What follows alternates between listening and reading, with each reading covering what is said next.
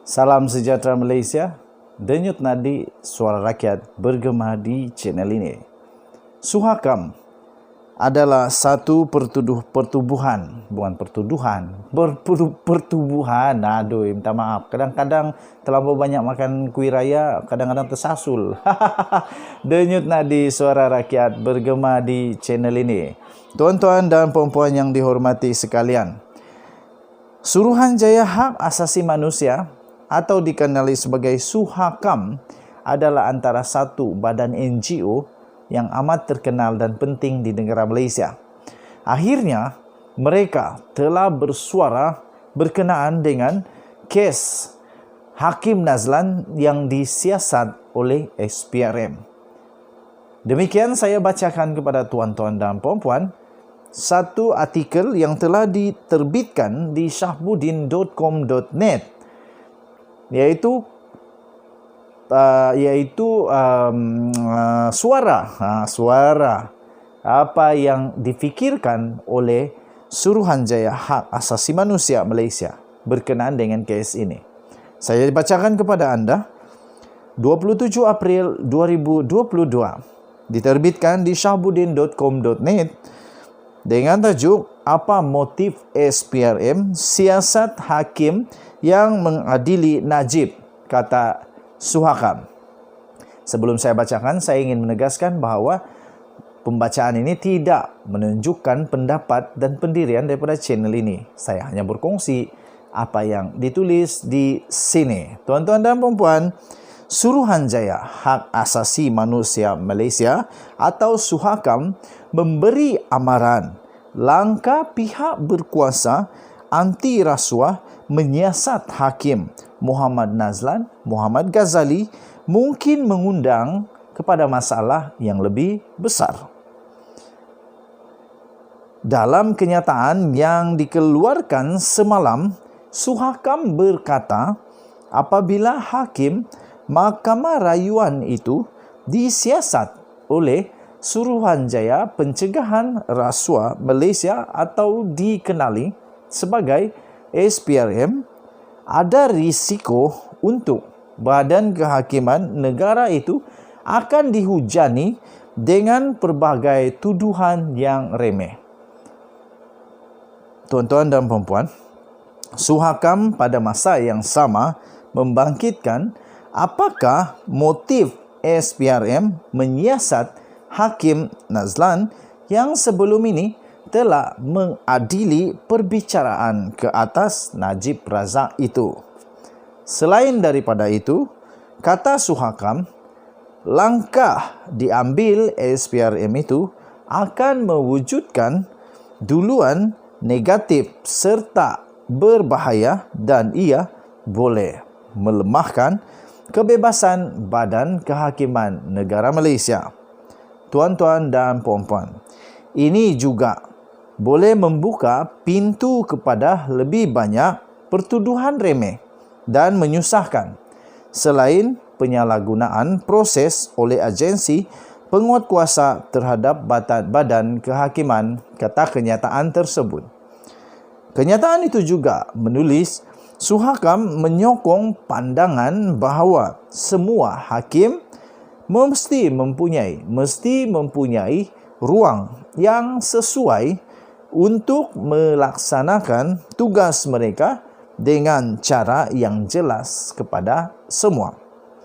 Dan proses dan keputusan hakim adalah bebas daripada sebarang campur tangan, beralasan dan jujur, kata kenyataan itu lagi.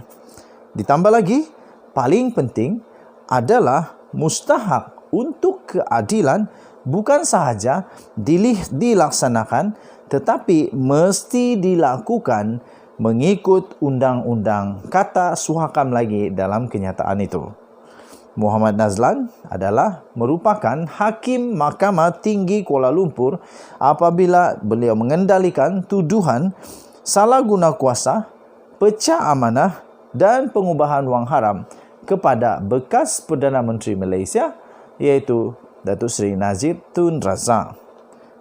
Dia telah mensabitkan bekas Perdana Menteri Malaysia itu atas kesemua 7 pertuduhan yang telah dikenakan kepada Datuk Seri Najib Tun Razak. Ahli parlimen daripada pekan itu kemudian dihukum penjara selama 12 tahun dan juga telah didenda dengan 210 juta ringgit Malaysia, tuan-tuan dan puan-puan. Apabila Najib membawa kesnya ke Mahkamah Rayuan, panel 3 hakim kemudian mengekalkan sabitan serta hukuman yang dibuat oleh Mahkamah Tinggi. Siasatan dibuat ke atas Muhammad Nazlan selepas sebuah blog, seorang penulis blog di dalam sebuah blog telah mendakwa bahawa hakim terbabit memiliki kekayaan yang mencurigakan. Penulis terbabit juga mendakwa Muhammad Nazlan telah menerima wang sebanyak 1 juta ringgit Malaysia daripada rakyat Malaysia yang dikehendaki oleh polis seluruh dunia, iaitu JOLO. Tuan-tuan dan puan-puan, Muhammad Nazlan turut menafikan dakwaan tersebut dan dia turut telah membuat laporan polis mengenai tuduhan yang dikaitkan dengannya.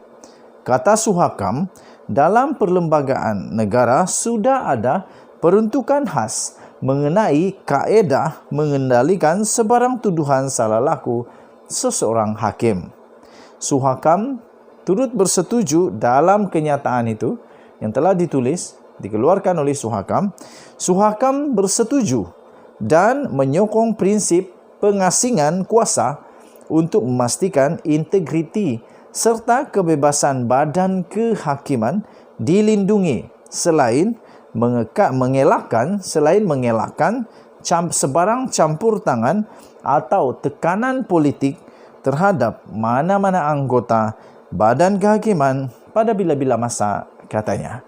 Sumber ini diperolehi daripada malaysiakini.com dan diterbitkan semula di laman blog sahbudin.com.net bertarikh 27 April 2022 dengan tajuk "Apa Motif SPRM Siasat Hakim yang Mengendali Najib?" Kata Suhakam. Denyut nadi suara rakyat bergema di channel ini. Jangan lupa tekan butang subscribe, like dan share. Tekan juga butang notifikasi untuk mendapatkan berita terbaru setiap hari. Tuan-tuan dan puan-puan, sekali lagi saya admin The Twin TV ingin mengucapkan salam sejahtera kepada seluruh rakyat Malaysia. Selamat Hari Raya kepada yang menyambut Hari Raya. Dan palan-palan makan kuih raya, jangan sampai kuih makmur melekat di leher. Kita jumpa lagi. Sekali lagi, salam sejahtera Malaysia. Kita jaga kita. Jangan lupa tekan butang subscribe, like dan share. Kasih komen banyak-banyak dan share banyak-banyak. Kita jumpa lagi. Bye-bye.